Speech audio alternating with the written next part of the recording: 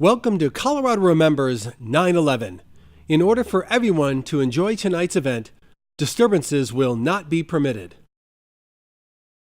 Please take a moment to turn off your cell phones and a reminder that photography or videotaping of this event is not allowed. And now, please rise for the posting of the colors by the Mile High Honor Guard, 460th Space Wing, Buckley Air Force Base, and our national anthem, sung by Kayla Ruby. Oh, say, can you see by the dawn's early light what so proudly we hailed at the twilight's last gleaming, whose broad stripes and bright stars through the perilous fight o'er the ramparts we watched were so gallantly streaming, and the rockets' red glare, the bombs bursting in air, gave proof through the night that our flag was still there. Oh, say, does that star-spangled banner yet wave o'er the land of the free and the home of the brave?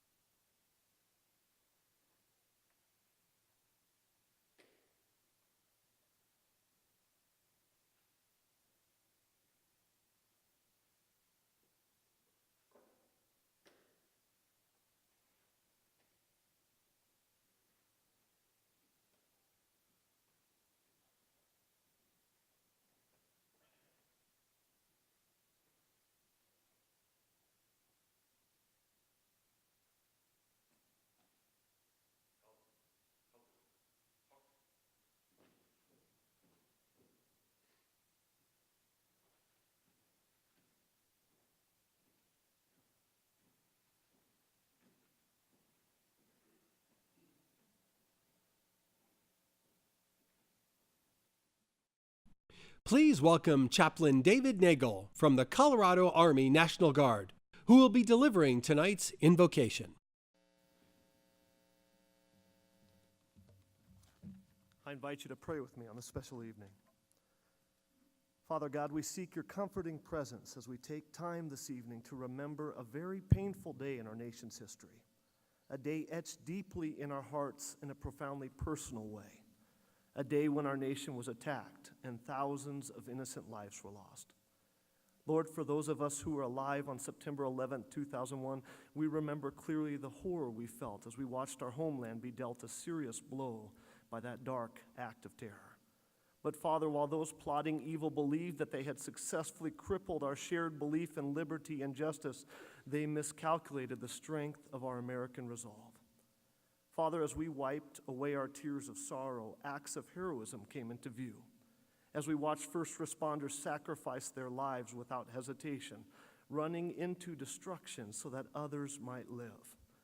In the days following 9/11, we watched our communities come together and our nation put aside petty differences to unite. Watching large numbers of men and women change course for their lives to sign up to serve as firefighters, police officers, U.S. military, and other first responders. Lord, the acts of sacrifice continue today as we fight to protect the freedoms that we cherish. Please be with those serving in harm's way today and never allow us to forget that you alone can bring beauty from ashes and joy instead of mourning. I close this prayer in the motto of Colorado, Nil sine numine, nothing without providence. It is for our good and for your glory that we pray. Amen. You may be seated. Please welcome Colorado Governor John Hickenlooper and Denver Mayor Michael B. Hancock.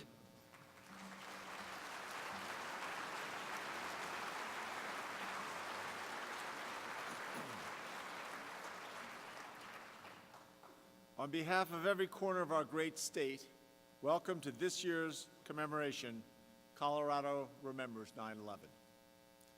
For all Americans, 9/11 evokes powerful and somber images, a moment in our history when our country and the world, as we knew it, changed forever.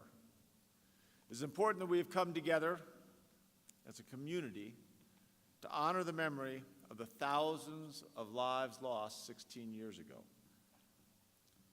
On this day of remembrance, I also want to recognize and honor the people who have been impacted by Hurricane Harvey and other natural disasters. Because this ceremony is more than just a remembrance of the past and a tribute to the fallen. It is also a tribute to the living and all that we have learned about our collective humanity. From the selflessness of the first responders who continued in their rescue, some giving their lives to save comrades, and countless others. And of course, to our troops who have tirelessly served and continue to serve, and in some instances have paid the ultimate price while protecting our nation. We have a number of Gold Star families here tonight. We honor each of you and your loved ones. We have representatives from military, law enforcement, fire, and EMS from all across the state here with us as well. Please let us all join together and help me in honoring the commitment and sacrifices of all these individuals in protecting our community and our country.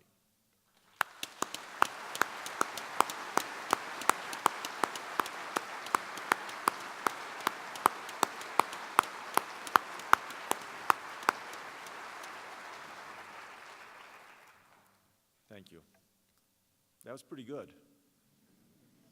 As we gather tonight, our global community faces an unprecedented threat. I've met with government leaders around the world and across the nation, and unfortunately, this issue is front and center for all of us. And that's why tonight's forum is so critical. It is imperative for all of us to educate ourselves on the current threats and our nation's security challenges. We all have a voice, and we all need to continue to use that voice as we strive to achieve a safe and secure future for our country. Now, before I hand it over to the other hosts, I'd like to take a moment to also welcome all the elected officials who have joined us, standing in solidarity to pay tribute and to remember. Now, Please, on their behalf and ours, please welcome our great Mayor of Denver, Michael B. Hancock. Thank you, Governor.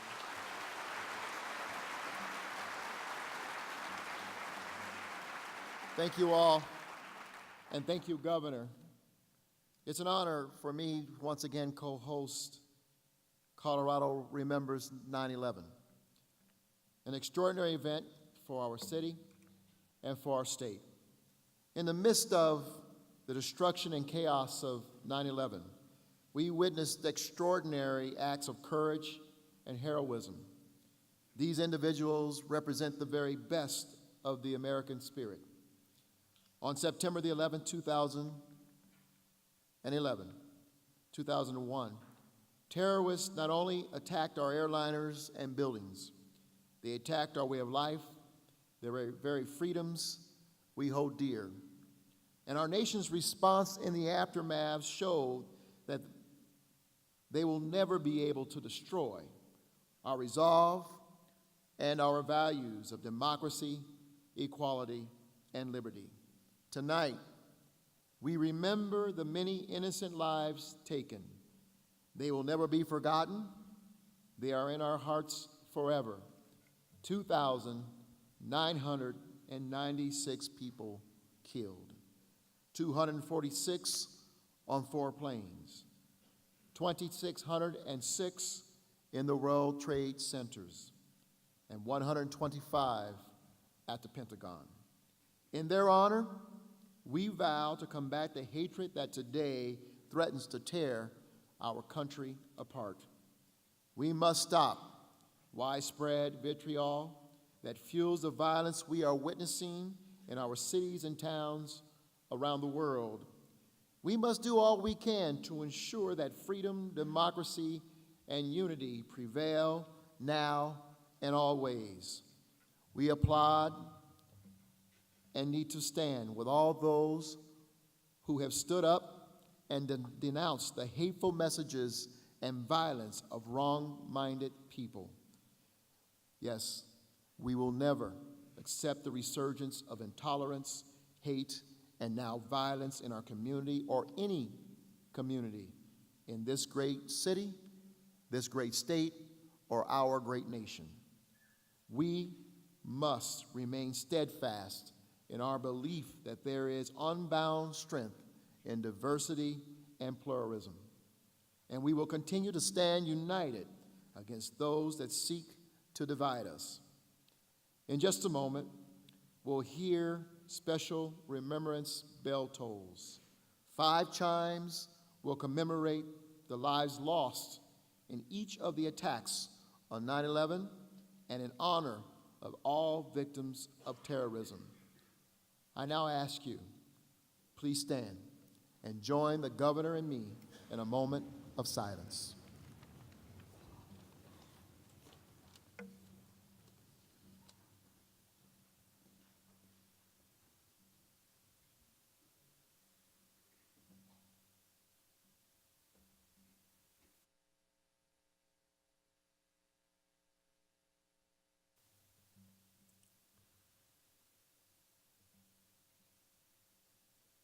American Airlines, Flight 11, World Trade Center, World Trade Center, North Tower, New York City, New York, 8:46 a.m.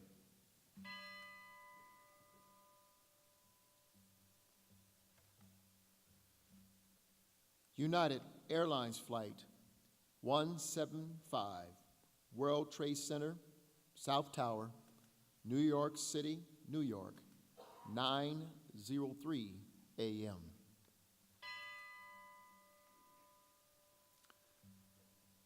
American Airlines, Flight 77, Pentagon, Western Facade, Washington, District of Columbia, 9:37 a.m.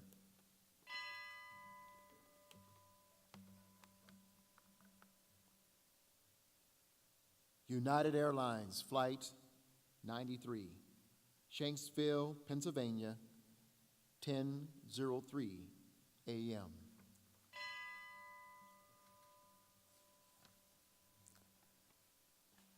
in remembrance of all victims of terrorism.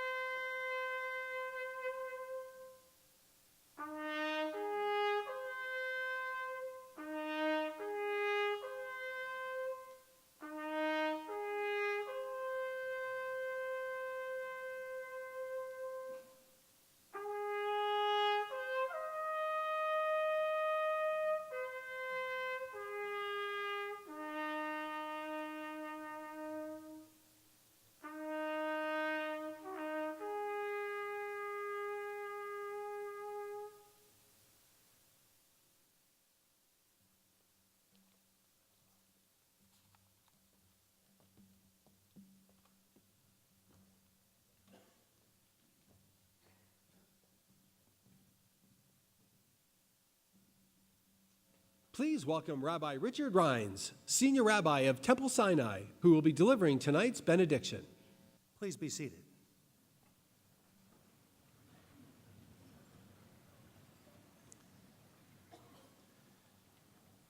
The sacred scriptures teach us to remember what Amalek did to you. Remember and do not forget. Indeed, terrorists have plagued communities in every generation. They start by preying on the weak and the vulnerable, feasting on the defenseless, until so emboldened they even strike blows against the mightiest and the best of nations. The names of the terrorists may change: Amalek, Hamas, Hezbollah, Al-Qaeda, Taliban, ISIS, but their murderous goals are the same. They aim to disrupt societies by striking fear, by creating divisions, by attempting to turn neighbor against neighbor, and by tearing away at our social fabric and morale. 16 years ago, we all stood in stunned silence as we watched coverage of the attacks against the United States of America by Islamic terrorists. But instead of devolving into inflamed passions and divisiveness, this nation responded by rallying around the founding principles of justice, liberty, and freedom. We joined with neighbors of different faiths: Jewish, Christian, Muslim, Hindu, men and women of all backgrounds, neighbors of every race and culture. And together we both mourned the dead and reaffirmed our common bonds of peace and mutual respect. These annual services and programs are an essential part of this ongoing process of healing and building. Therefore, I ask that you pray with me on this sacred occasion. O God, creator of all life, may we prove ourselves worthy as we seek to honor the lives of the many innocent men and women who died as victims of terror on September 11, 2001.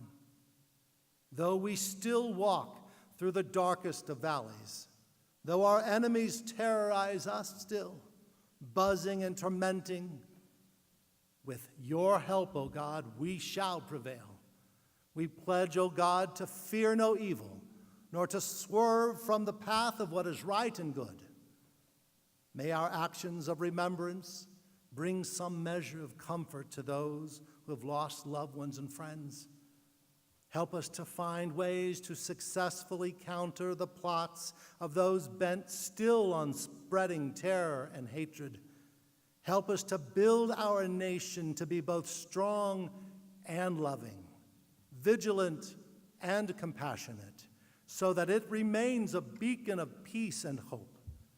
And may the day come soon when all shall beat their swords into plowshares, their spears into pruning hooks. Nation shall not take sword against nation. Indeed, thou shalt learn war no more. And so we ask you, O God, we humbly ask for your blessing.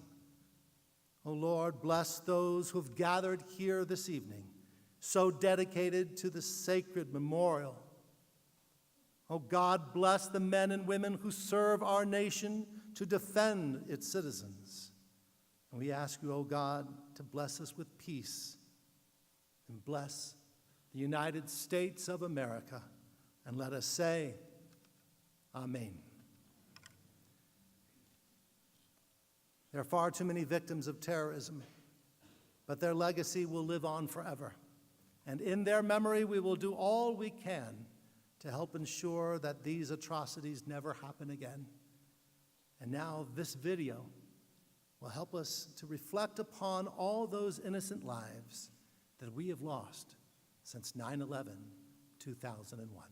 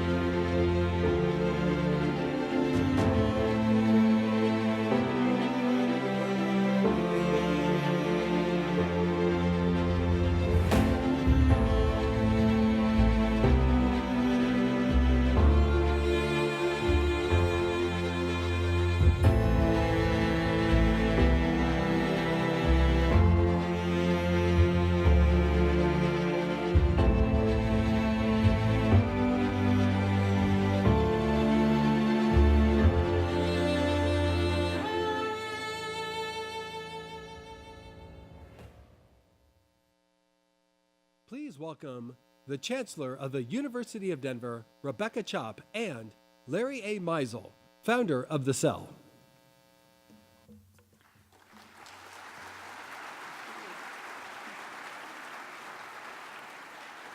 Good evening. Welcome to the University of Denver and our Newman Center, a place where we can gather and discuss the big topics of the day. As a university, we are honored to host the 9/11 commemoration and the Forum on National Security and Global Security. Now, as an educational institution, our mission is to serve the public good. We do this by educating our students, making sure that they understand the big responsibility that they have and the work ahead in making our democracy safe and sound in the global context. We do it through the research of our faculty, but most importantly, we do it by events such as tonight, of gathering thoughtful and reflective people together to think, to learn, to listen, to commit again the work ahead. Given the state of the world affairs today, it is critical to address our nation's ever-changing and complex security challenges. Now, our ambassador, Dean Hill, Chris Hill, four-time ambassador serving under 3 presidents, is committed deeply to the causes that we discussed tonight. And he's very sorry, and he asked me to send his regrets. As Larry says, he attends everything that the Cell does. but he is actually off speaking with experts and speaking to the public about the situation in Korea. So I want to thank our co-hosts, the Denver Post and Cell, and especially Larry Mizell. The university has a long partnership with the Cell, which does so many amazing things in this community, all dedicated to bringing people together. We are very proud to host you tonight and to join with the Cell and with all of you and our other hosts to work for peace and harmony, to work against terrorism. Thank you again.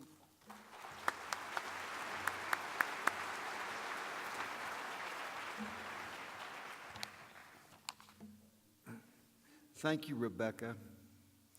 And the University of Denver, we're very honored to be able to present this moving tribute and event here this evening. And Governor Hickenlooper and Mayor Hancock, thank you for helping us to pay tribute and educate our community on the security issues affecting our great nation. As we know, the events of 9/11 were a wake-up call for our nation.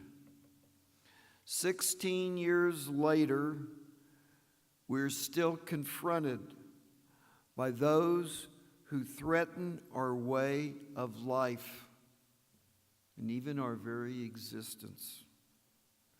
And I want to extend a sincere gratitude to our sponsors who recognize this critical importance of hosting tonight's forum and the Cell's efforts. Our presenting sponsor, the Denver Post, Mac Tully, publisher and chief executive officer. Our other lead sponsors, Lennar Corporation, Center Communities, Brownstein, Hyatt, Farber, and Schreck, Cigna Healthcare, the Anschutz Foundation, and SCFD. And to more than 50 other sponsors, all found in your program, for helping the Cell empower our community in helping to share a better, safer world. Finally, I'd like to thank the Meisel Institute's Board of Directors, Laura Teal, my Chief of Staff, and Melanie Perlman, the head of the Cell and the woman that helps make all this happen. Melanie.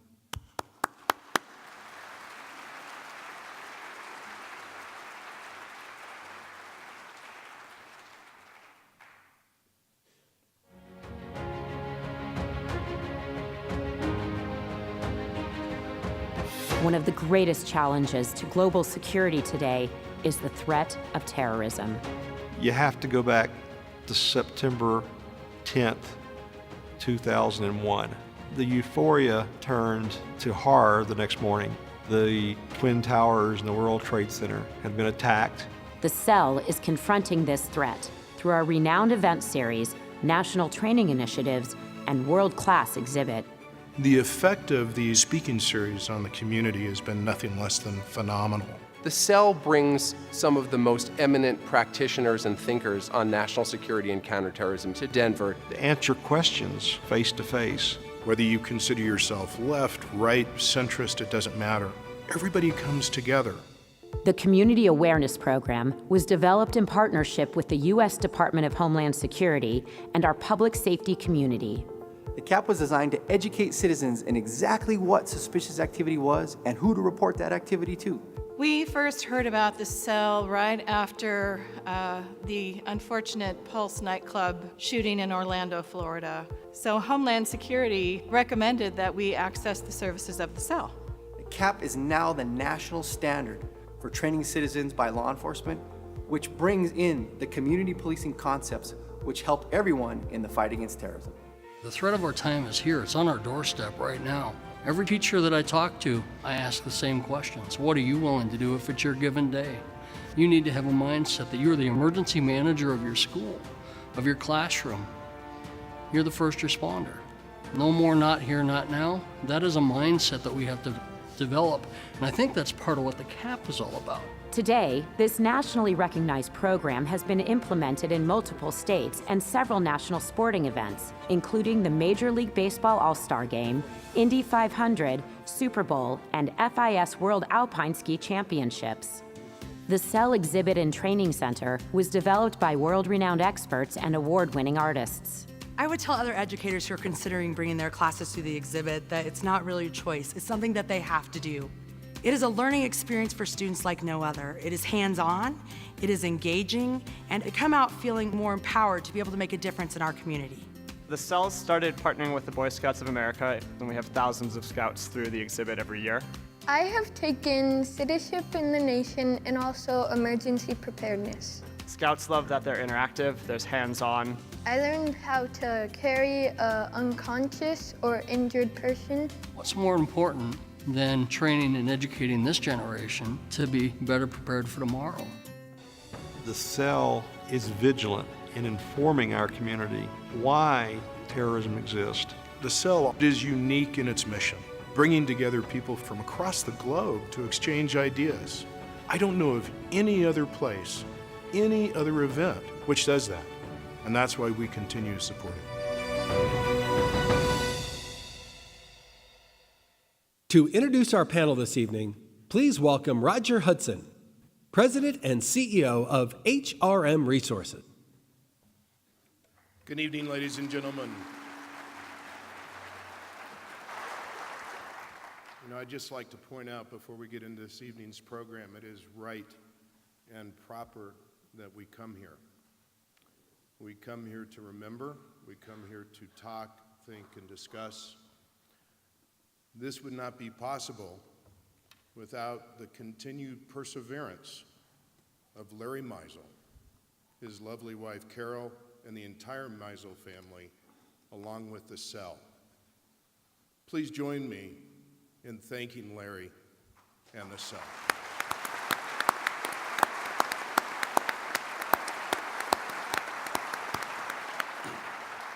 It is my honor to be able to introduce our two global security experts for the evening. If I were to read through both resumes in detail 2 hours from now, I would still be reading it and they would not have had a chance to speak, so I will try to be a little bit brief.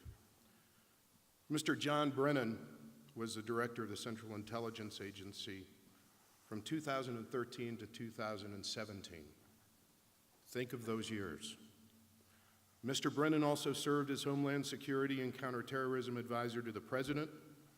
During that time, he advised the President on counterterrorism strategy and helped coordinate the United States government's approach to Homeland Security, including its policies for responding to terrorism, cyber attacks, natural disasters, and pandemics. Prior to that, he spent 25 years at the CIA under both Democratic and Republican administrations. Mr. Brennan was the daily intelligence briefer to President Clinton. He was the chief of station in the Middle East, deputy executive director, and the first director of the National Counterterrorism Center. He has been honored with the National Security Medal, the Distinguished Intelligence Medal, the Distinguished Career Intelligence Medal, 2 Director of the Central Intelligence Director's Medals, and the Defense Intelligence Agency's Director's Award. Mr. Bret Stephens, an expert in foreign policy and domestic politics, is a highly awarded op-ed columnist for the New York Times. Previously, he was the deputy editorial page editor and foreign affairs columnist for the Wall Street Journal. There he wrote Global View, the journal's foreign affairs column, for which he won the Pulitzer Prize for commentary in 2013. Before that, he was the editor-in-chief of the Jerusalem Post. He has reported from around the world, interviewed scores of world leaders, and has won numerous awards and authored America in Retreat, The New Isolationism, and the Coming Global Disorder. And now, ladies and gentlemen, I'll turn it over to our moderator, Mr. Stephens.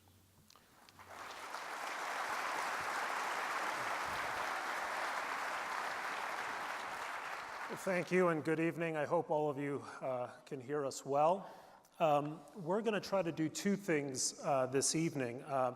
First, I'd like to ask Director Brennan to look across the horizon for us to the threats that we currently face. And then I'd like to have him try to look a little beyond the horizon to the threats that we are likely to face in the near future.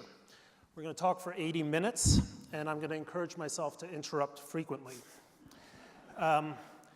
But since we are first and foremost commemorating the events of September 11, 2001, I want to begin with a personal question, Director, and that is, tell us about your day that day. Where were you on 9/11? Well, first of all, I just want to say thank you for the great honor of being out here in Colorado, and thank you to Larry Mizell, Chancellor Chop, the governor, and others. You honor me by inviting me here because I really am impressed by what you do every year to keep alive the spirit and the memory of the folks in 9/11. And what the cell is doing is just a terrific work. The Counterterrorism Education Lab, it's a learning lab. Bret and I had a chance to take a look at it today, and it really is doing some spectacular work. And also thank you for the tremendous turnout here today. It demonstrates that you have a real interest and a commitment to this country's national security. Like many of you, 9/11 is personal to me. I was at CIA headquarters at the time. I was the Deputy Executive Director, which is basically the Deputy Chief Operating Officer. And it was like any other September day, although even in Washington it had this bright blue sky that I remember very well, just like in New York City. We were in our morning staff meeting. George Tenet, who was the director of CIA, was downtown having breakfast with Senator Boren, I believe. And we were all gathered around the conference table in the director's conference room. And just as we were about to finish up, somebody from the operations center came in and said, we just got a report that a plane hit the World Trade Center.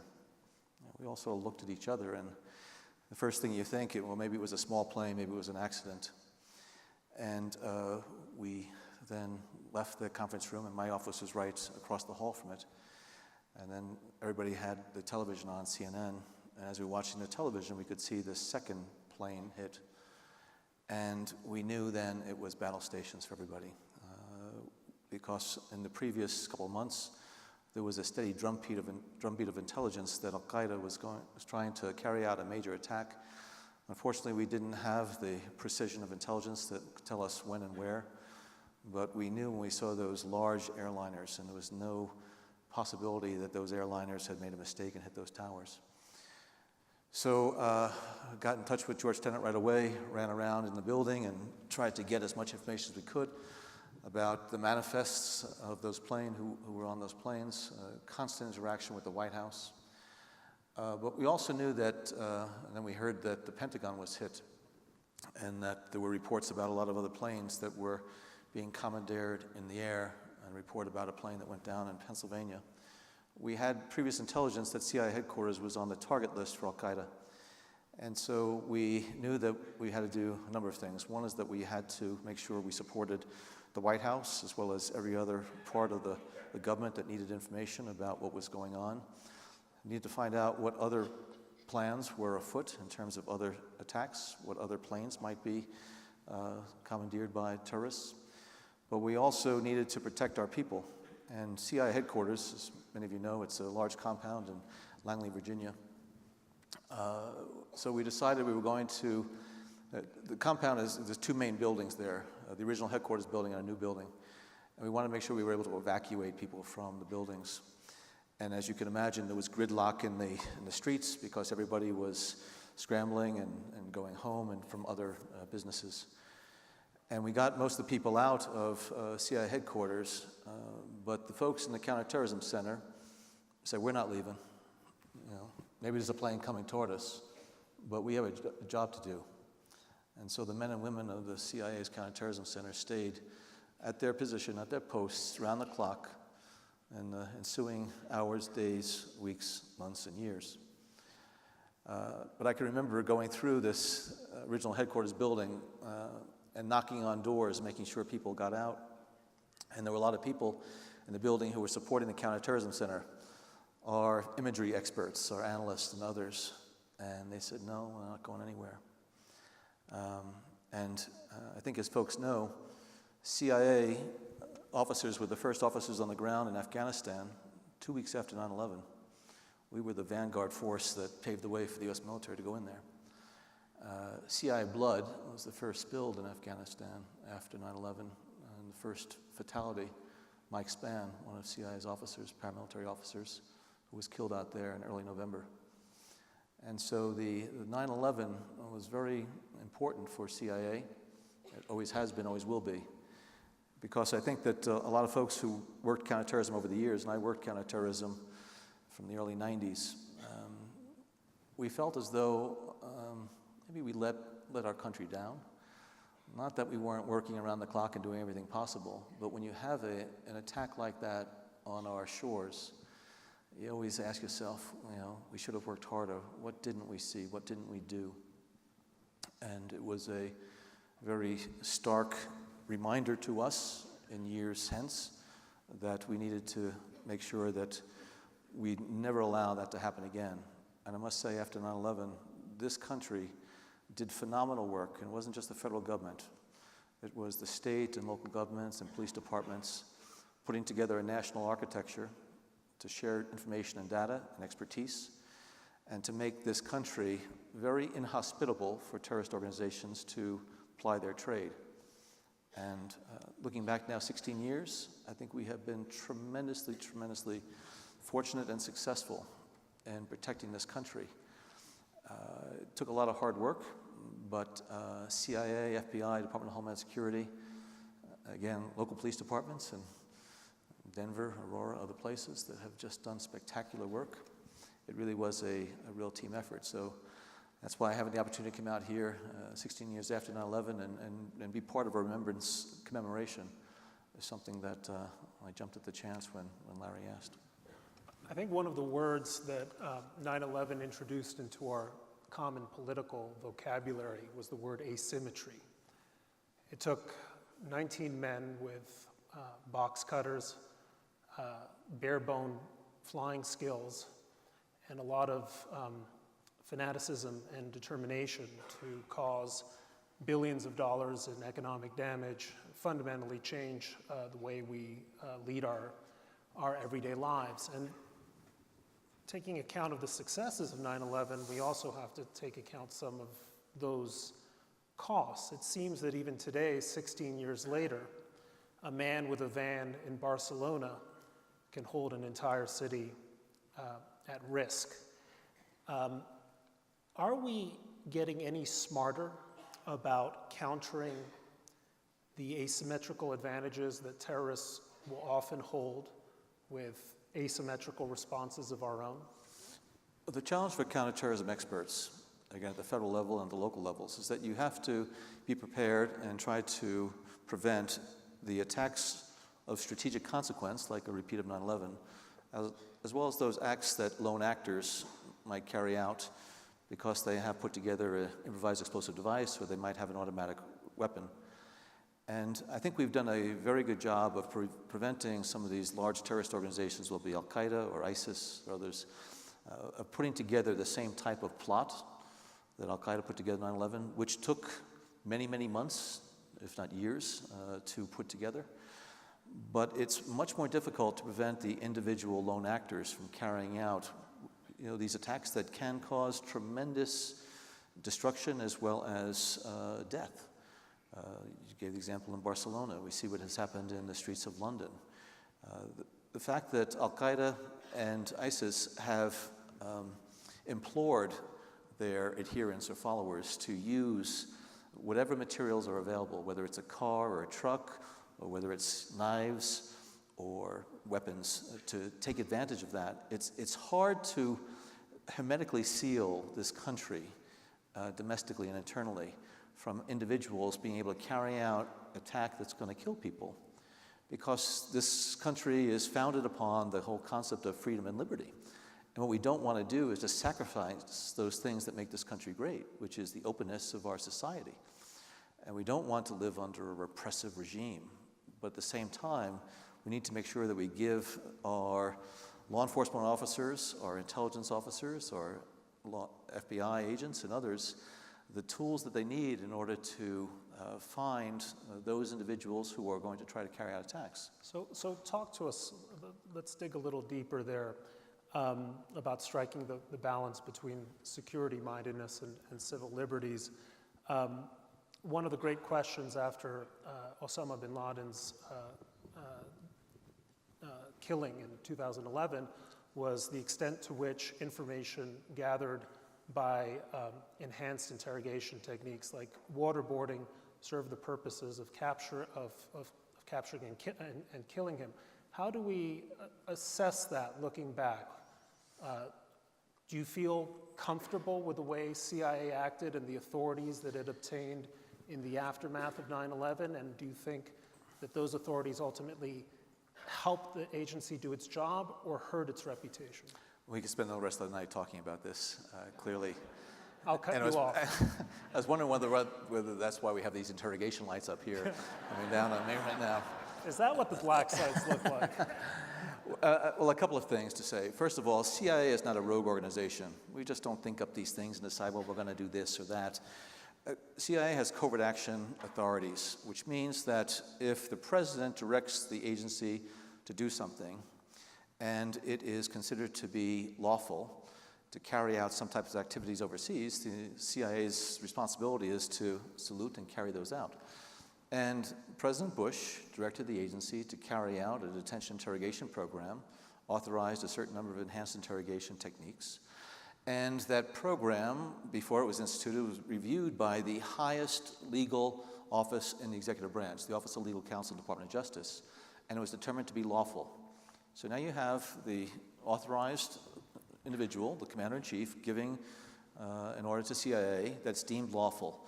And so CIA carried out that responsibility. Now, to whom much authority and power is given, much is expected as well. And the agency carried out this program, and we'll talk about the efficacy of it, but there has been a lot of reference to this program of being torture. That which was authorized, those enhanced interrogation techniques, by definition, if it was determined to be lawful by the Department of Justice, it was not torture, because torture is unlawful in the United States.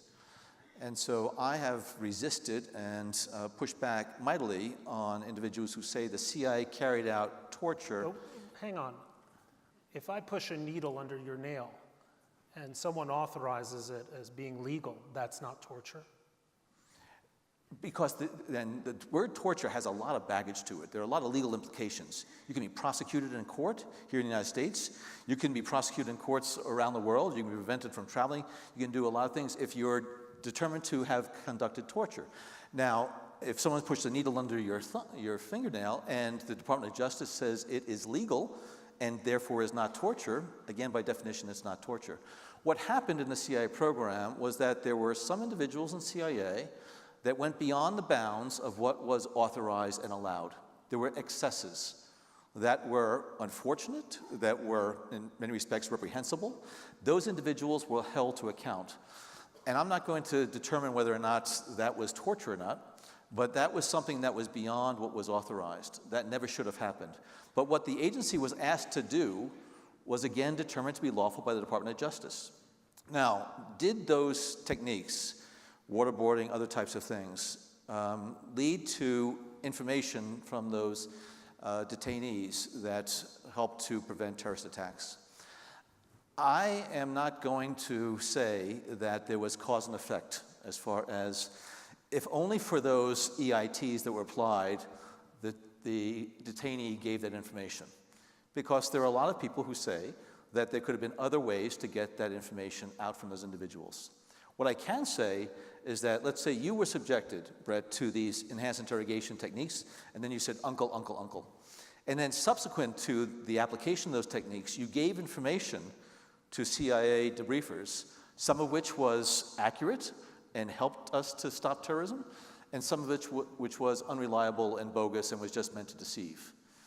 Now, again, I'm not going to establish causality between the EITs that were applied and the information that came out, but I will say that individuals who had EITs applied to them, subsequent to that application, they did give information that was instrumental in our being able to track down terrorists and to stop terrorist attacks. Let me ask you here a political question. Some of these techniques were authorized by select committees in Congress and then later denounced by some of the same members of Congress who had approved of them when they were first broached. Is that correct? The CIA Covert Action Program, it's authorized by the President, and then it is briefed to the committees of jurisdiction, the intelligence committees in the Senate and the House. And it's not so much they approve it, but they have the power of the purse, so they can basically prevent it from being funded, or they could deny its implementation. And it was briefed to those committees of jurisdiction, and it was briefed in some detail, particularly to the leadership of those committees. And it is my clear impression that there were a number of those who were briefed that had recollection problems after the fact, and that they disavowed knowledge of it. But when I go back and reading some of the testimonies and the books that were written as far as what people have said, it's very clear that the individuals who were briefed understood that the CIA was not going to deal with these detainees in a passive manner, that the CIA was going to apply these enhanced interrogation techniques. Now, we can all have individual views, and there were some of those techniques that I felt were beyond what we should have done. I had expressed my reservations to some people inside of CIA. I was not in the chain of command, but yet I was still a member of the leadership team. Should I have spoken out more loudly at that time, as far as especially waterboarding and some of those other things? Maybe I should have. But again, when I was thinking that this is the President who's directed it, this is the Congress has been briefed on it, the Department of Justice has approved it, my view is my view. I still think that we should not use those techniques ever again. First of all, the CIA really got tremendously pummeled unfairly. The Senate Intelligence Committee, the SSCI, put out a report when I was director of CIA that I thought was an exceptionally one-sided representation of the CIA's counterterrorism efforts after 9/11. I think CIA was the organization most responsible for preventing another al-Qaeda attack on this homeland. And this report went into chapter and verse about all of the transgressions of the agency officers, and there were a number of them, and they should have been brought out. But they tended to disregard the tremendous work and sacrifices and successes that CIA officers had. And they lost the opportunity to have a balanced, objective, bipartisan review of something that's very important to this country, which is how should we deal with this type of threat? As you pointed out, it's asymmetric. And the traditional tools and the way you deal with a China or Russia or even North Korea do not apply when it comes to an al-Qaeda or an ISIS or others. So I think we as a country still need to figure out how we're going to deal with some of these threats.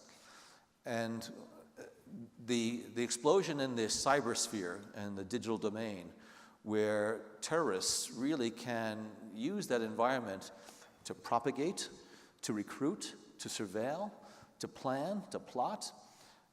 This is a haven for them, and unfortunately, I don't think we have come to a national consensus about what the role of government is in that cyber environment in terms of what's the appropriate FBI role or CIA or NSA role there. And we really need to come to grips with it, because that digital environment continues to just grow and grow. And it's not just terrorists, it's proliferators, it's organized crime, it's pedophiles and others. And just like we know what the police in the streets of Denver are responsible for, and we know what the TSA officials at our airports are supposed to do when we say, absolutely, we want you to do your jobs, what's the role of the government in that cyber environment when we really don't have the same type of policing authorities and legal authorities. And terrorists who are exceptionally sophisticated, particularly on the technical front, and ISIS even more so than Al-Qaeda. ISIS, some of these individuals who have grown up with technology on their fingertips really have been able to exploit that environment to an amazing degree. And who knows what's still being plotted out there right now. Let me shift gears a little bit. Not long after September 11th, President Bush, in a State of the Union address, said, I'm quoting from memory, but he said, "We will not allow the world's most dangerous regimes to acquire the world's most dangerous weapons." So within the last week, North Korea, one of the regimes on his list, detonated what may be a thermonuclear bomb, or at least an enhanced 100-kiloton yield weapon. It is fielding ballistic missiles that hold San Francisco and other American cities at risk. And I guess my question is, looking over the last 15 or so years, how did we let this happen? How did we go from we will not allow these regimes to get these weapons to being where we are today, when that is precisely what happened? Were there signposts? Were there moments in the policy process where we could have had a different outcome? I'm sure there were some moments where things could have went differently if we handled it differently. North Korea is a real issue and a challenge and a problem, and it's a very complex one, and there's no easy solution to it. It is one of many that's been on the docket over the last decade or two. When you look at Iraq and Afghanistan and terrorism and cyber and North Korea. And so there are people who have been working diligently on North Korea, but there has been this momentum that North Korea has had over the last 2 decades in terms of building up their nuclear capability, their ballistic missile capability, and then doing the engineering that is able to mate a nuclear warhead with these ballistic missiles. And unfortunately, the pressures that have been applied and sanctions and other types of things have not been able to prevent this continued march. It is something that Kim Jong-un and his father and his grandfather determined was going to be the best way to protect the Hermit Kingdom from some type of invasion and assault. And so they have the ability, or the equivalent of international blackmail, that they are going to be able to carry out an attack that would be a sufficient deterrent to others from trying to take over North Korea and maybe consolidate the Korean Peninsula.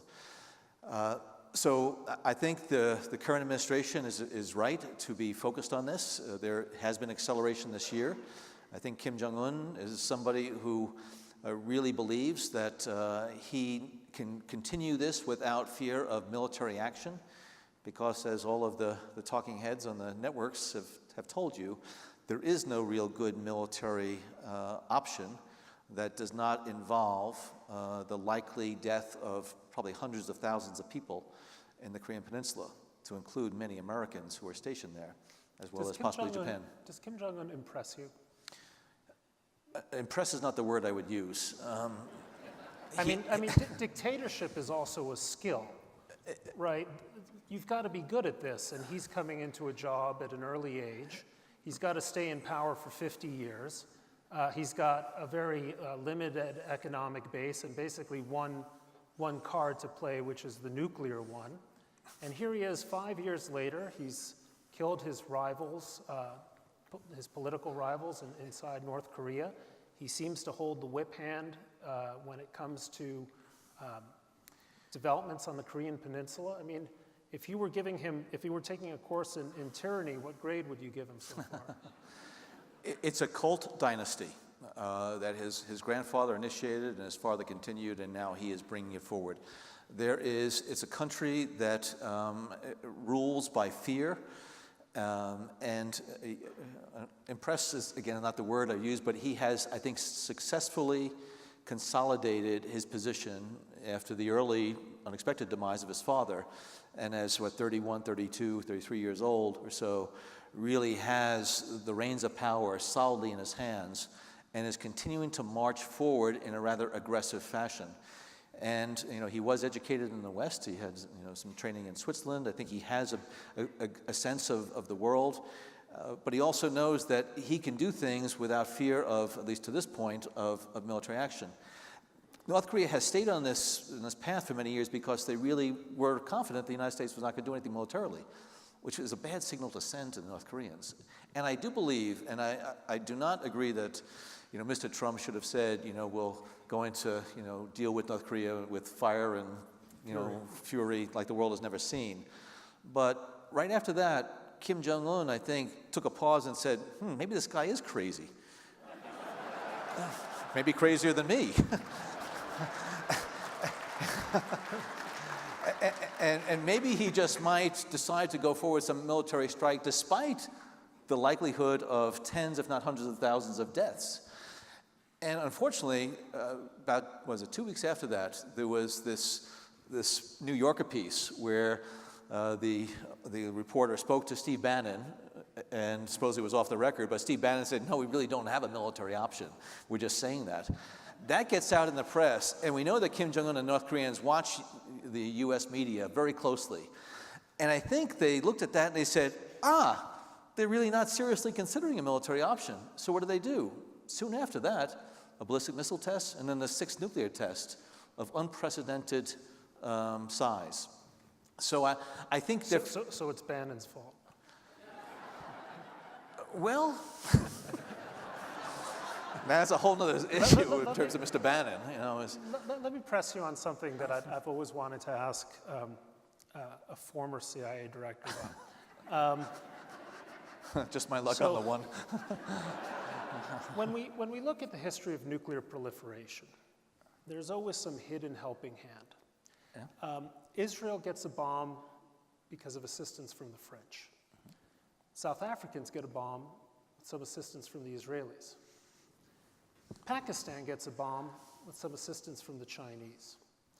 The Pakistanis, with Mr. A.Q. Khan, and then assist various other countries, Iran, Libya, with their nuclear programs. North Korea has made these astonishingly rapid strides in its nuclear program. It could barely detonate subcritical yield a few years ago, and now both on the ballistic missile front and on apparently nuclear technology, they're way ahead of where I think many of us thought they would be.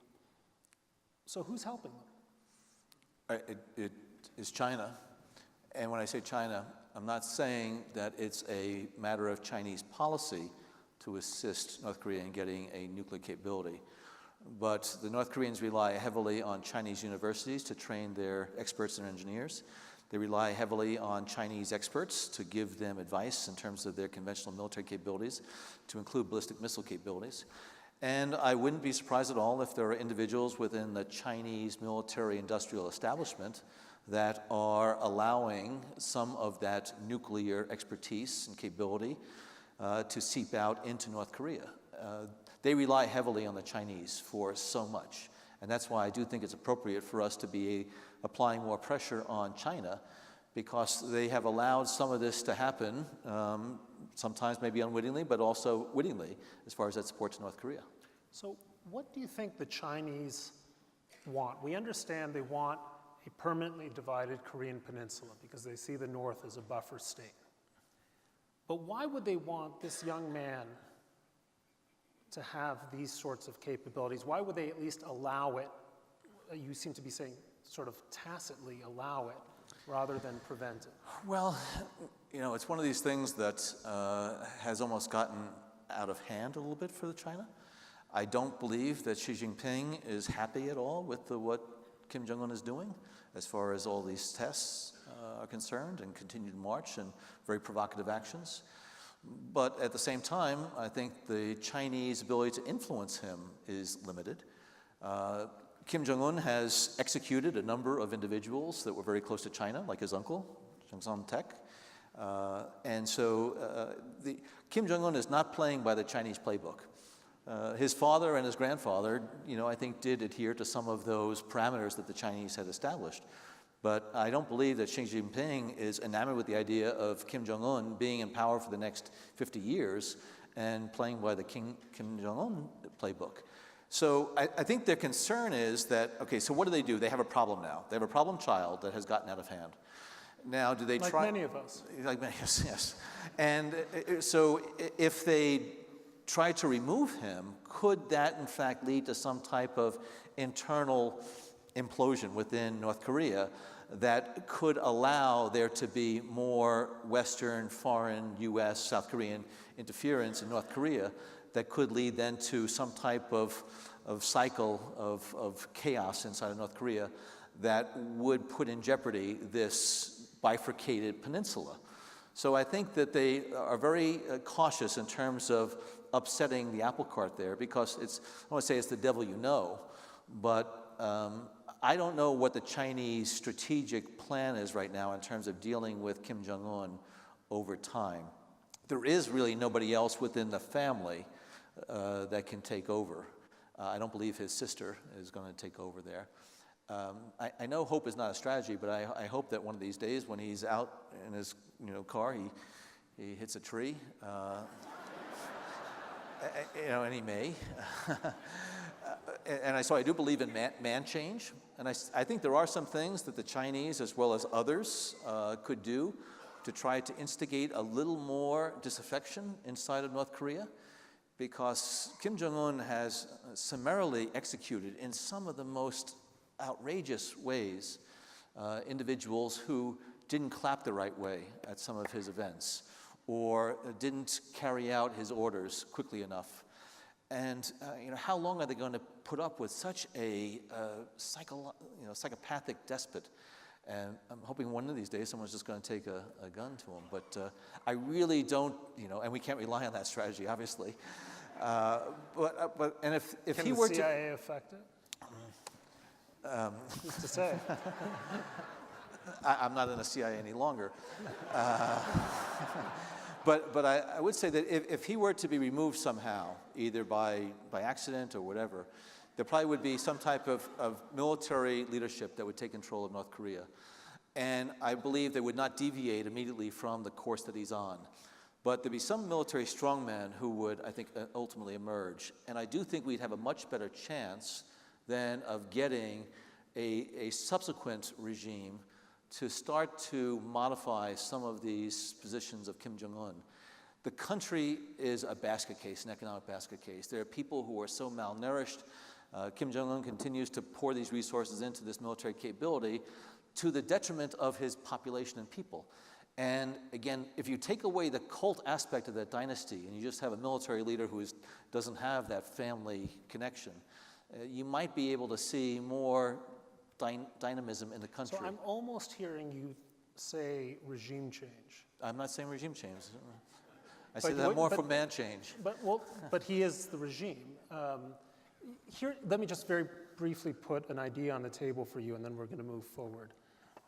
Could the United States tell China that we will recognize North Korea and accept the permanent division of the Korean Peninsula in exchange for Chinese pressure to remove the Kim family without destroying the regime? Wouldn't that serve China's interests? They want a buffer state. Yeah, they do. Not run by a nut. And I do think there is some way forward for the United States and China to agree on the Korean Peninsula's future. I don't think that agreement can work if Kim Jong-un is there, because he is going to be the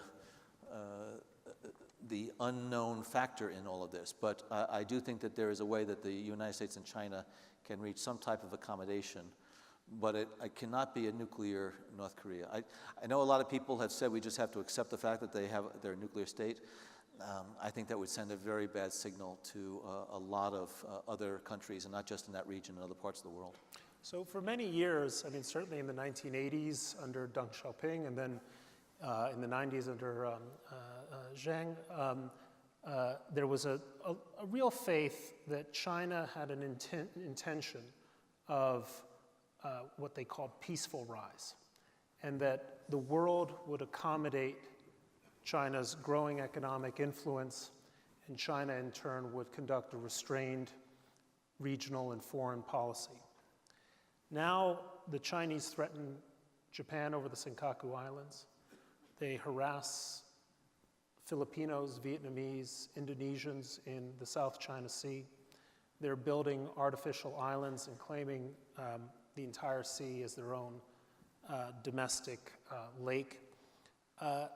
This does not seem like a peaceful China. The Harvard scholar Graham Allison has written a book about what he calls escaping Thucydides' trap, the historical fact that typically as powers rise to challenge the status quo, war happens. Do you see a trajectory where we can avoid major power conflict with China, or are we, Great Britain and Germany, sort of heading ineluctably on the eve of World War I to some sort of crisis? I don't think we're heading to that type of crisis inevitably. I think there are some scenarios that could get us there. I think Xi Jinping is a very clever, cunning, strategic thinker. I would put him as a much stronger thinker than a Vladimir Putin. I think Putin is more of a checkers player, while Xi Jinping is more of a three-dimensional chess player. And I think he sees. I think he sees obviously China as a rising power, and in terms of the East China Sea and South China Sea, yeah, they're flexing muscles there, because they want to be able to demonstrate that they are the power in that part of the world. They don't like the idea that the United States has been, in fact, the security guarantor of those a lot of the countries in that region, and that the United States has had this naval power in the Pacific for so long. So I think they're trying to basically, state their own Monroe Doctrine in that part of the world. And yes, they very aggressively built out some of those outcroppings in the sea and put some military capability on them. But it really has not continued at that same pace. And after the tribunal came out in favor of the Philippine position on it, they didn't then aggressively try to counter it. I think they're trying to be subtle in some respects, but also very clear in terms of what their intention is, which is to have the capabilities in that area that they need in order to demonstrate that they are this rising global power. The challenge for us is that it really does, I think, inhibit some of our naval maneuverability in that area where we have been the traditional naval power. But I do think the Chinese believe that the world is big enough that they can rise in terms of their economic, political, and military power in a manner that's not going to inevitably lead to some type of conflict with the United States. And what is interesting about the Chinese now, in the past they would just go out to different parts of the world and try to increase their commercial business and trade relations in different parts of the world, whether it be Africa, Asia, other areas. But they wouldn't get too heavily involved in the political front or the security front. Now they recognize that a lot of the instability in countries really does threaten their economic and commercial interests. And so what you see them doing is not just investing in port facilities for commercial purposes, they have a military and an intelligence dimension as well. They're also pouring in a lot of money to local governments as a way to build up some security as well as some favor. And so they are formidable.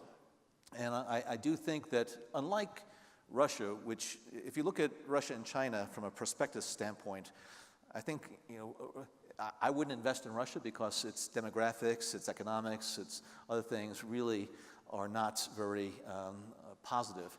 But if you look at China, I do think you have a lot of growth going forward. And I do believe that Xi Jinping does look at things in a longer term perspective, and he does believe that time is on his side, unlike a Vladimir Putin who believes, I think, he has to seize the moment earlier on. I wouldn't be surprised if Xi Jinping, who came into power in 2013, and it's a 10-year term, that stays in power, that he stays beyond 2023.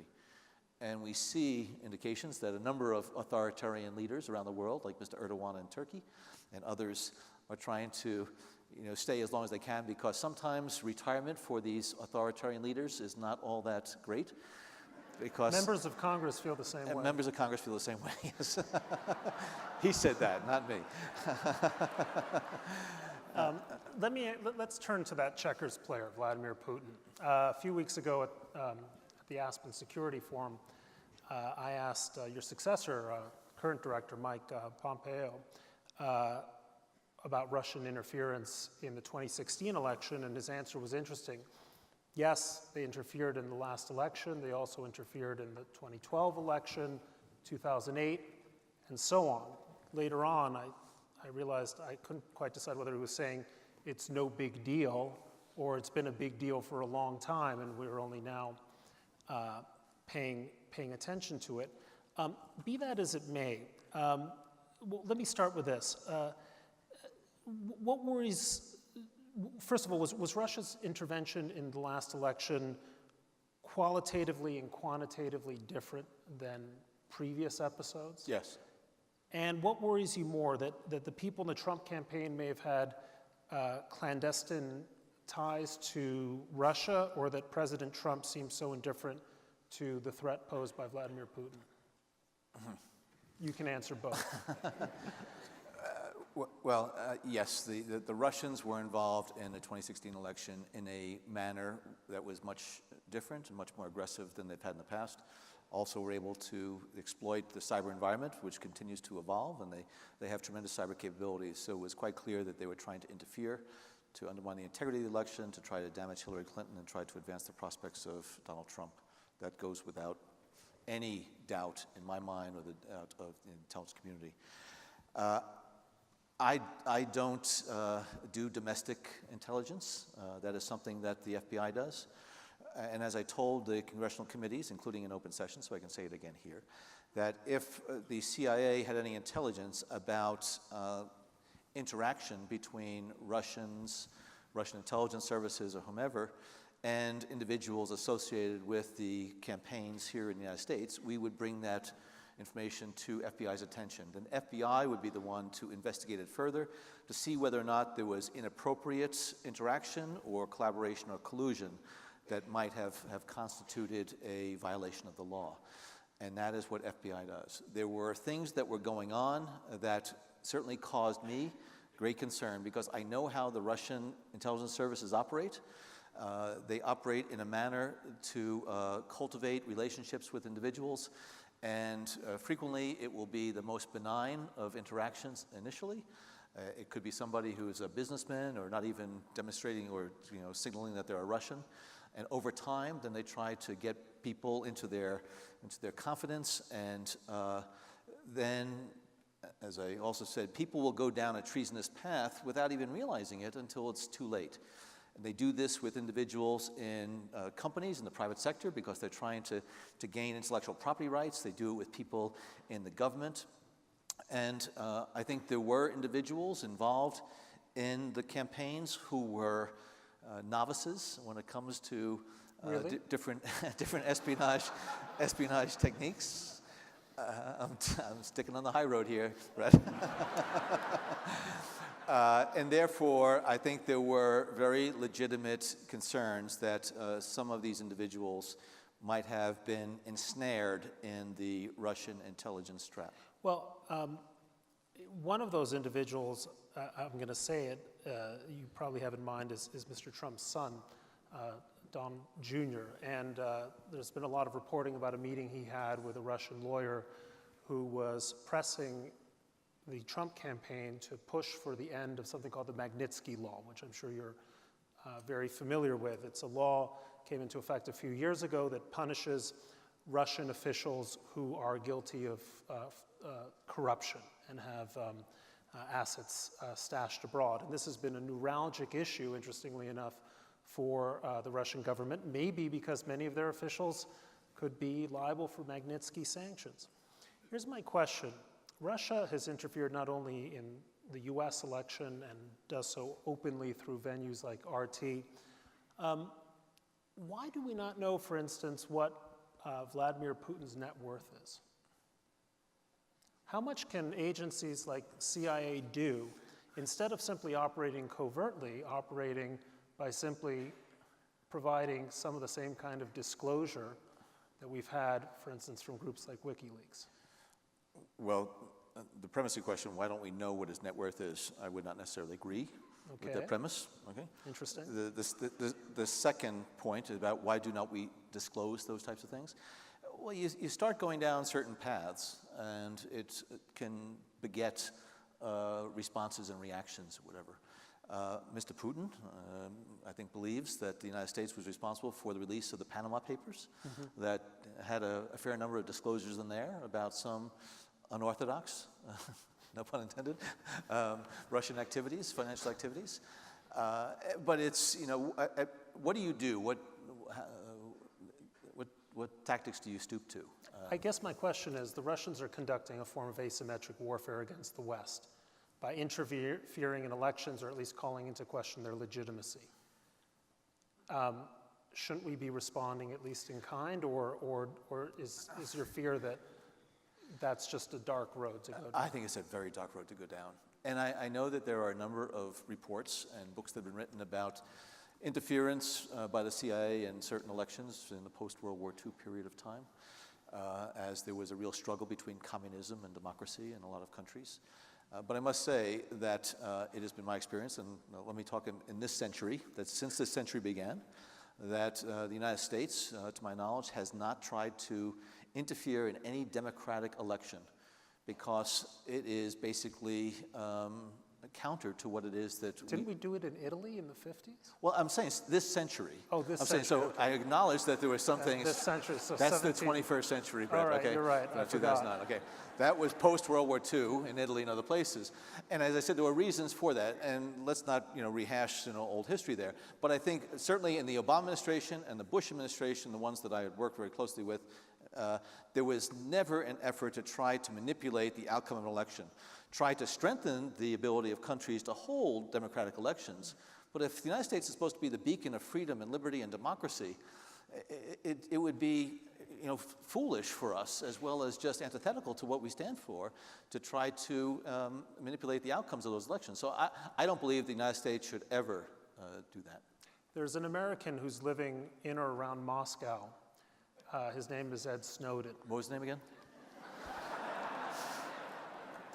And I guess I'd like you to tell the audience, should we think of him as a young Daniel Ellsberg or another Kim Philby? Those of you who may not be as familiar with Kim Philby as I am, he was a traitor to the West and to the United Kingdom, and Ed Snowden was an absolute traitor. He violated his oath of office. He had security clearances. He had a lot of options and opportunities to raise his hand and say, something's going on here that I don't think is right. He could have done it internally in NSA. He could have done it internally or brought it to the Inspector Generals. He could have brought it down to the Congress. I would never advocate this. He could have even brought it to the American media. But what did he choose to do? He chose to get in a plane and go out, and then first stopped in East Asia first, and then went over to Moscow and gave it to our adversaries. A hero? Absolutely not. He engaged in criminal activity, and he should return here for justice. There are so many individuals who have given their lives in order to protect the secrets that keep this country safe and secure. And he just trampled upon those sacrifices as well as the obligations he had. So absolutely not.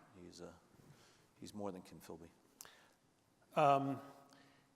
Final question, just on Russia, comes to mind given your scenarios for Kim.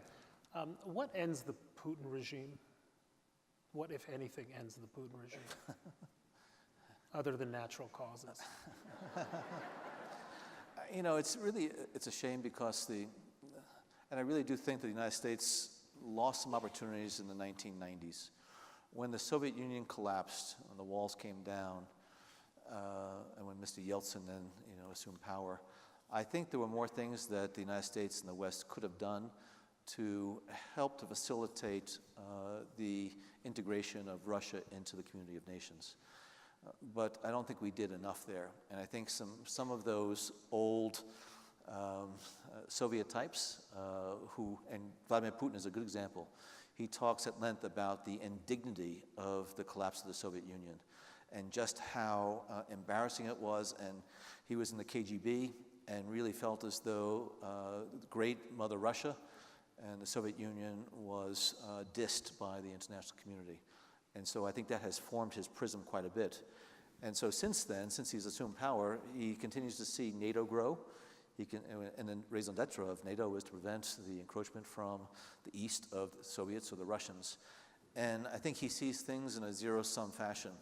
And so I say it's a shame because the Russian people, the Russian culture, Russian society has so much to offer. But I think, obviously, it's a corrupt regime. It's more than Mr. Putin. It's an oligarchy of very corrupt practices. It's a repressive regime. The intelligence and security services that I dealt with quite a bit, if anything, they're even more aggressive and revanchist than Mr. Putin. They would like to go back to the good old days of the Soviet Union. Ultimately, Mr. Putin will pass from the scene. I'm hoping it's going to be done in a manner that will usher in a period of democratic growth.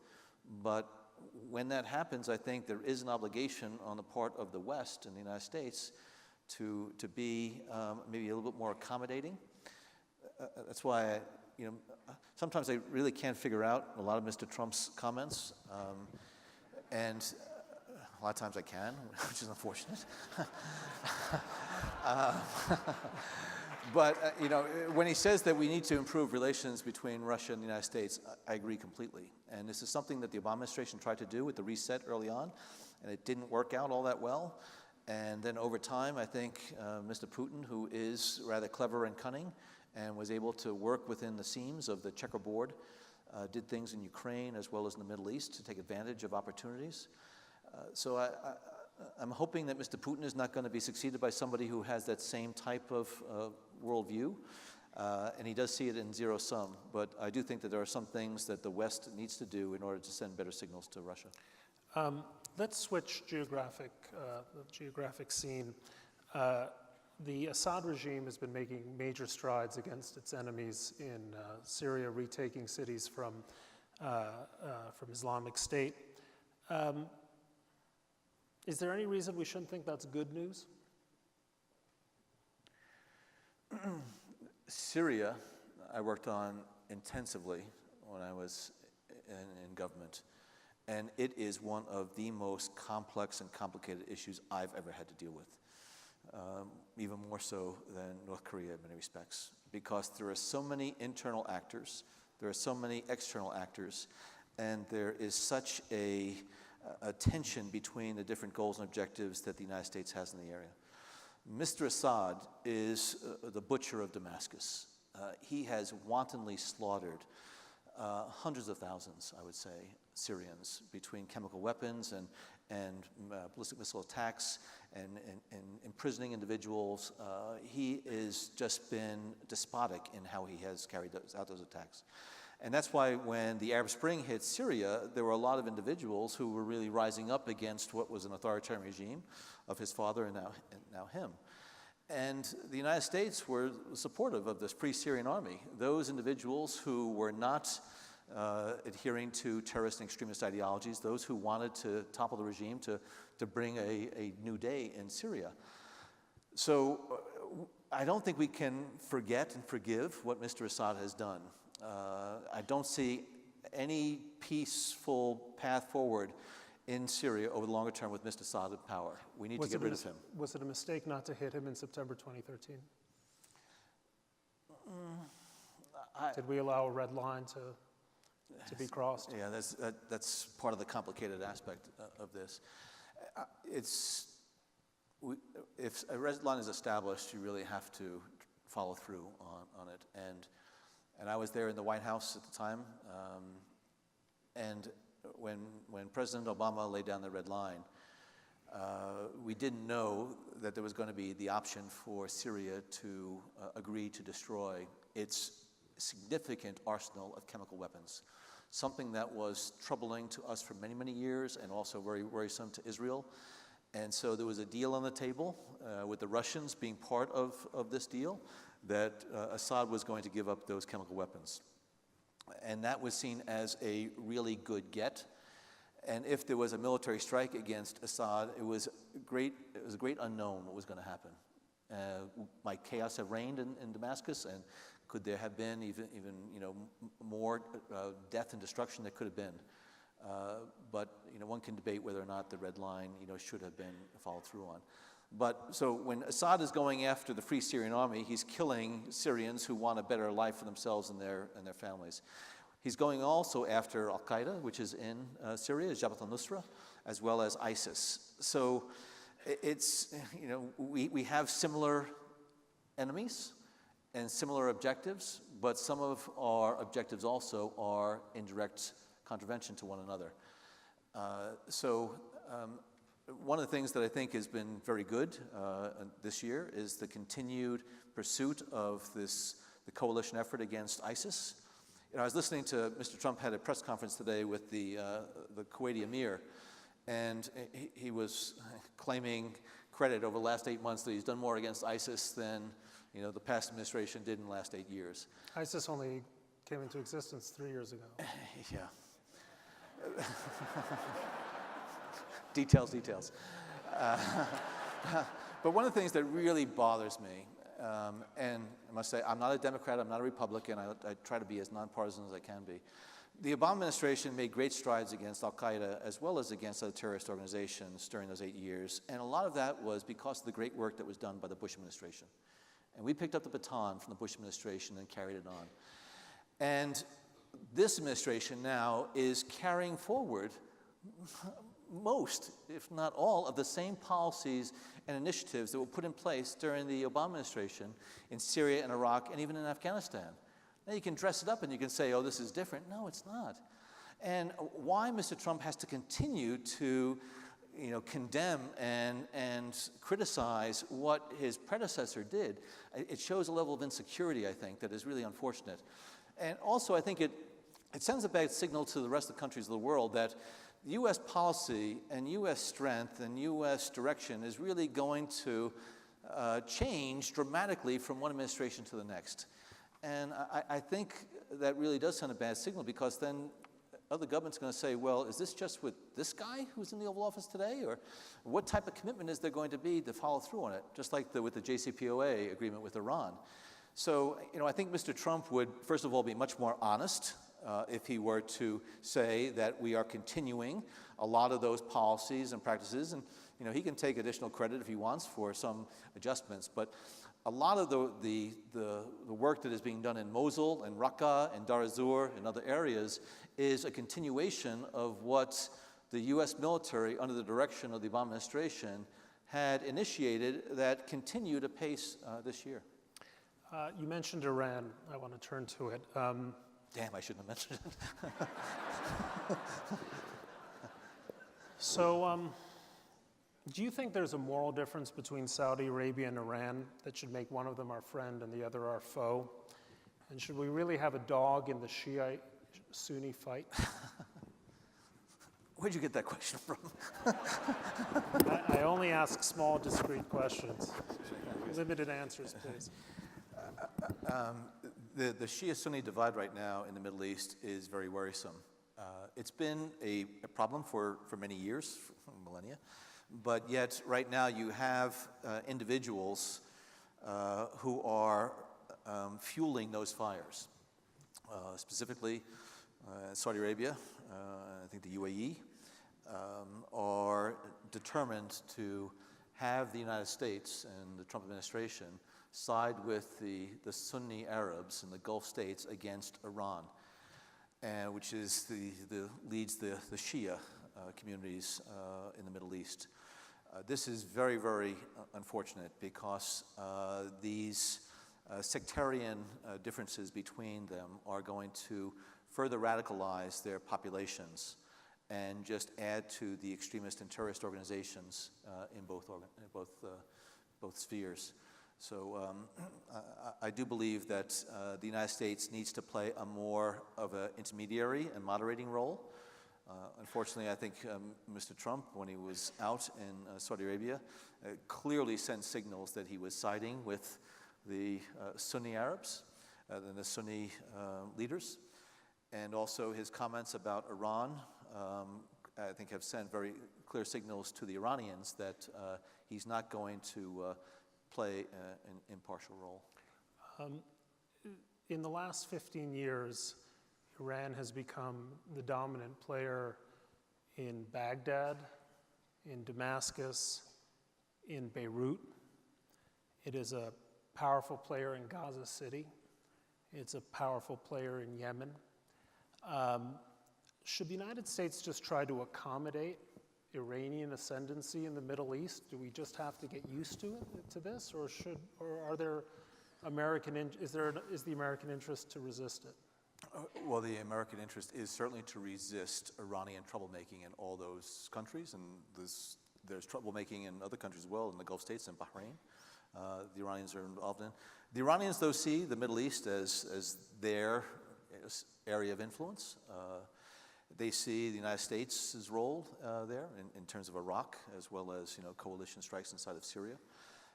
But we can't talk about Iran as a monolith, because there really is, I think, quite a bit of fracture within the Iranian political system. You have President Rouhani, who is a moderate and a reformer, who was reelected earlier this year, who has been trying to bring Iran back into the community of nations. And he is somebody who is trained in the West. He has a law degree from Scotland. And he has, I think, a much better appreciation of sort of the international stage. And he also was the one who convinced Pol Pot was also trained in the West, so it's not always dispositive. Okay. But he was the one who convinced the Supreme Leader, Khamenei, that they needed to strike the nuclear deal because Iranian's economy was suffering mightily under the international sanctions. Now, his path forward is not one that's supported by a lot of individuals in Iran. And so you have the hardliners in Iran, people like Qasem Soleimani, who's the head of the Iranian Revolutionary Guard Quds Force, who has been responsible for the Iranian activities in Yemen and Bahrain and Iraq, Syria, and Lebanon. And he was one of my real nemesis during my tenure. We have to resist that. We have to push back against that, absolutely. But we cannot do it in a manner that I think is going to undercut Mr. Rouhani. And I think by casting all of Iran as bad, which is, in fact, some of the signals coming out of Washington, it really does undermine Rouhani, because the hardliners say, see, you were going down this JCPOA path, but they're not really interested in having a better relationship with Iran. The JCPOA, some of you might not know, is the formal acronym for the nuclear deal, and I want to get to that, because critics of the nuclear deal often rest their case by saying, for this deal to work, we need real assurances that Iran isn't cheating. And unfortunately, the history of regimes like Iran is that they cheat on these sorts of agreements. North Korea cheated on the Yongbyon Agreed Framework. We've caught the Iranians cheating with the Fordo plant. I think back on the history of CIA, September 19th, 1962, national intelligence estimate, the Russians won't emplace ballistic missiles in Cuba. Cuban Missile Crisis is a few weeks later. 2003, 90% confidence by the NIE that Saddam Hussein has weapons of mass destruction. So do you feel that the American intelligence community has what it needs to know beyond just what the IAEA, the UN reports, that Iran is honoring the deal, and so therefore this isn't just a kind of a fool's bargain that we've entered into? You point out that 62 CIA assessment that the Soviets would not emplace those missiles. It was in 1963 that CIA, in fact, found those missiles there. So we do have capabilities that allow Washington to gain insight into what's going on around the world. But I will say on the JCPOA, on this agreement, the Iranians gave up a lot, and more than I thought they would, in terms of destruction of the thousands of centrifuges, giving up the heavy water, and subjected themselves to a very invasive IAEA inspection regime that requires regular visits to these sites, and then for the IAEA, an international body, to basically say whether or not the Iranians are complying or not. And it has given us much greater assurance than we would have had otherwise. But in addition to that, and again, I'm not at CIA right now, but CIA will not rest on those types of invasive inspections alone. There are other things that we and other intelligence services are able to do and gain insight on to supplement those inspections. So I believe that if the Iranians are going to go down that road again in terms of a serious pursuit of a nuclear program, that we will be able to detect it before it advances far along at all. I'm confident. I'd love to spend a lot of time talking about this, but let me just move forward. Let's talk about CIA itself. If you're looking 5, 10, 15 years into the future, what are some of the capabilities at the agency that it doesn't have now or doesn't have enough of that it's going to need to have more of in order to do its job? I am a liberal arts guy. Capabilities or authorities? Capabilities of authority. Okay. On the capabilities front, it's amazing the technological change that this country and the world is experiencing. And it's even hard to imagine what life is going to be like in 10 or 15 or 20 years. From the standpoint of artificial intelligence and different types of technological innovations in the digital domain. And it's going to, all of technology really has, it's a double-edged sword.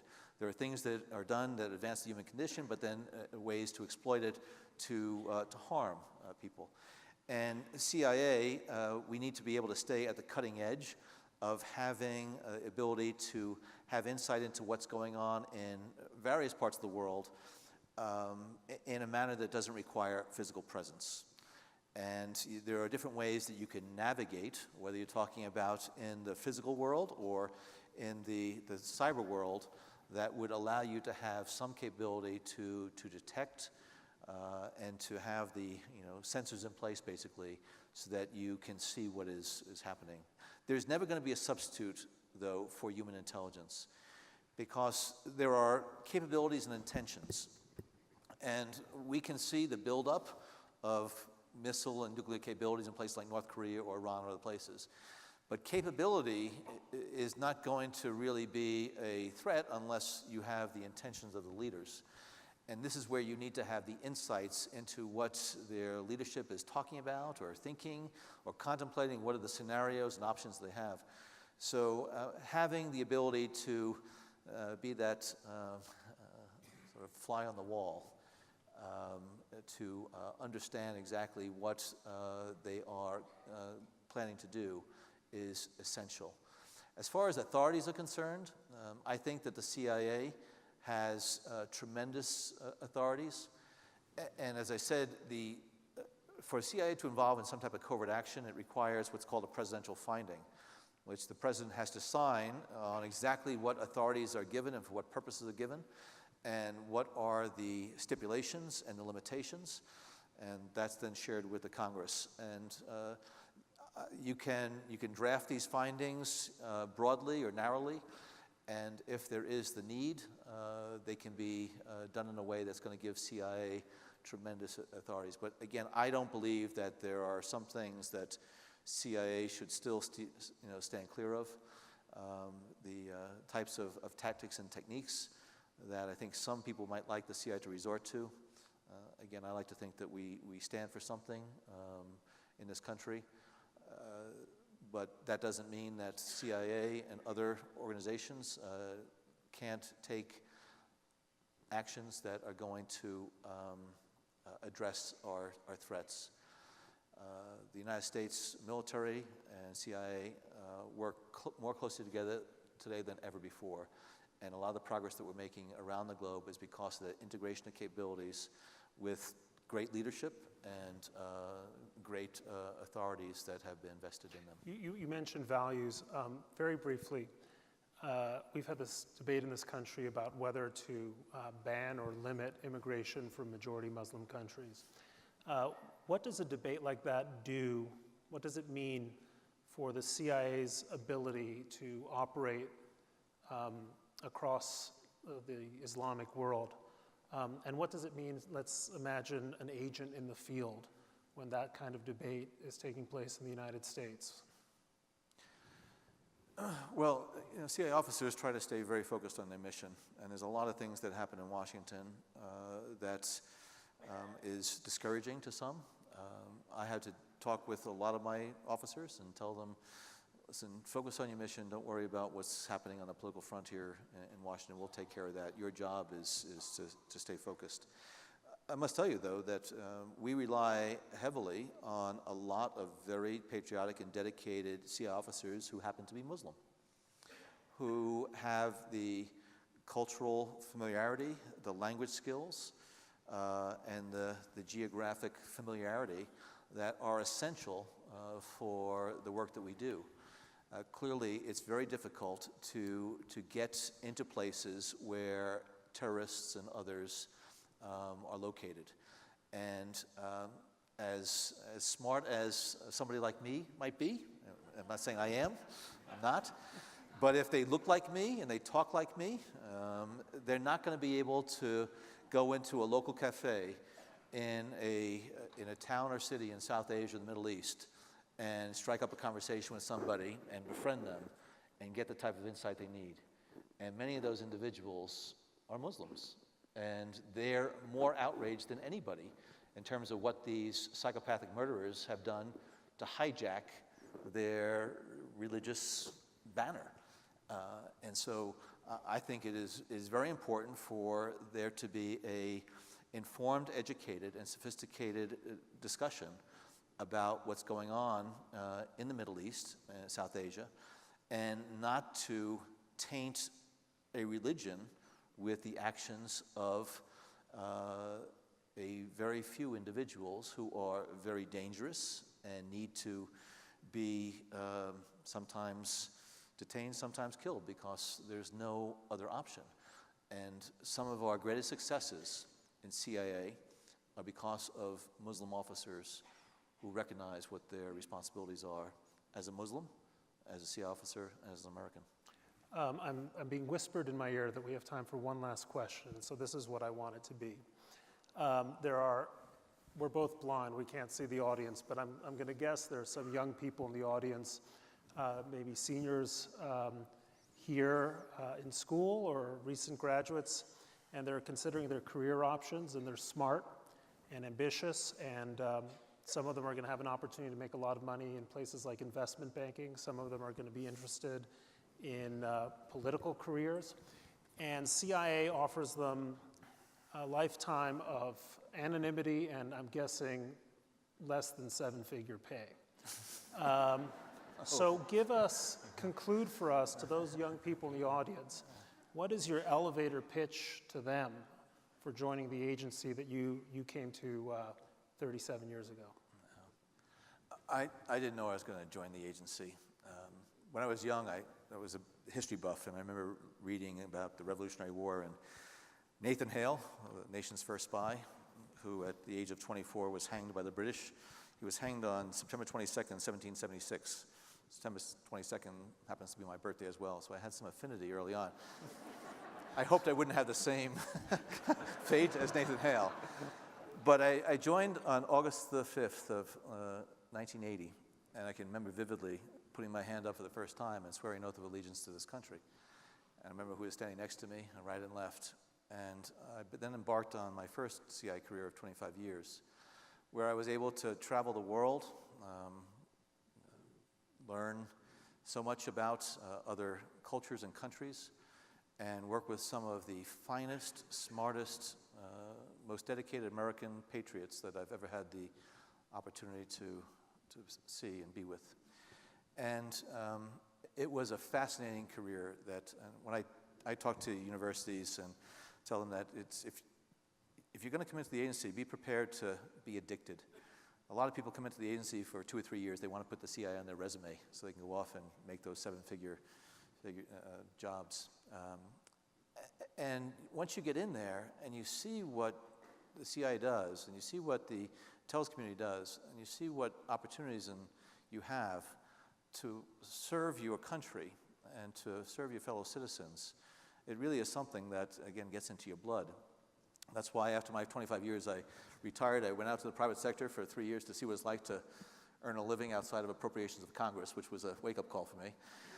But then when I had the opportunity to come back into the government, when President Obama asked me to come back, my wife, who was long-suffering,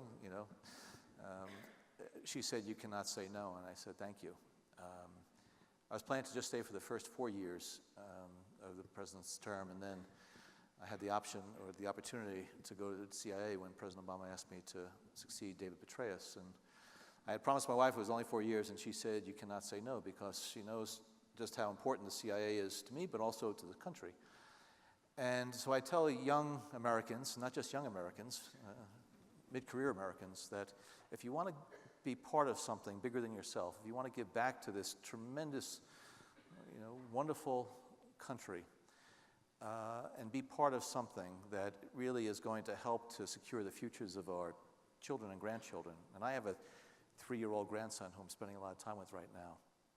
And I thank my lucky stars every day that we have patriotic Americans from all over the country who are serving selflessly and clandestinely, not for ticker tape parades, not for great accolades, but because they know that it's important that we have the world's best intelligence service to keep this country strong and safe. It is something that I wish I was starting over my career, and I'm very jealous of those who are starting, but it is something that returns the favor to you more and more and more. And that's why, since I've retired from the government, once again, I've tried to keep quiet and not speak out publicly. Times I've spoken out publicly is when I feel that the work of the agency and agency officers is not being respected. I will speak out every time that, because I just know the sacrifices that they make and the sacrifices that their families make. And so I cannot repay my wife and my 3 children enough for allowing me to live out my passion. So you may have CIA officers who are in your neighborhoods that you don't even know about, who are serving in different parts of the world.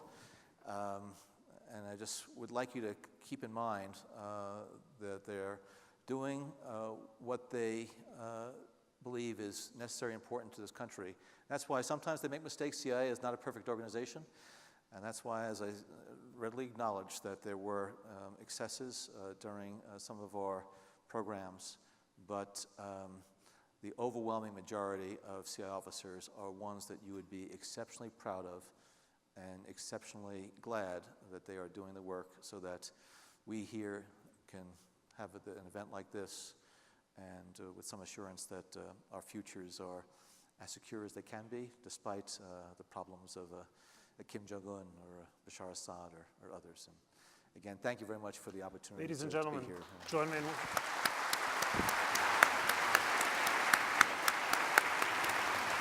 Thank you.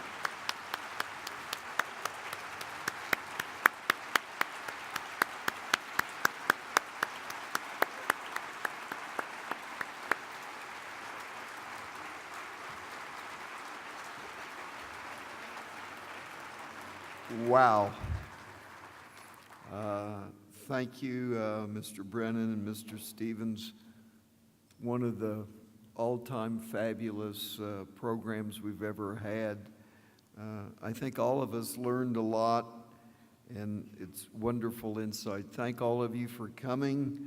I want to remind you on Wednesday, May 23rd, the Meisel Institute's dinner. And I want to make a special thanks to Doug Lane at Fast Lane Production for putting on such a wonderful technology and program. And each and every one of you, thank you for being here, and God bless you. Good night.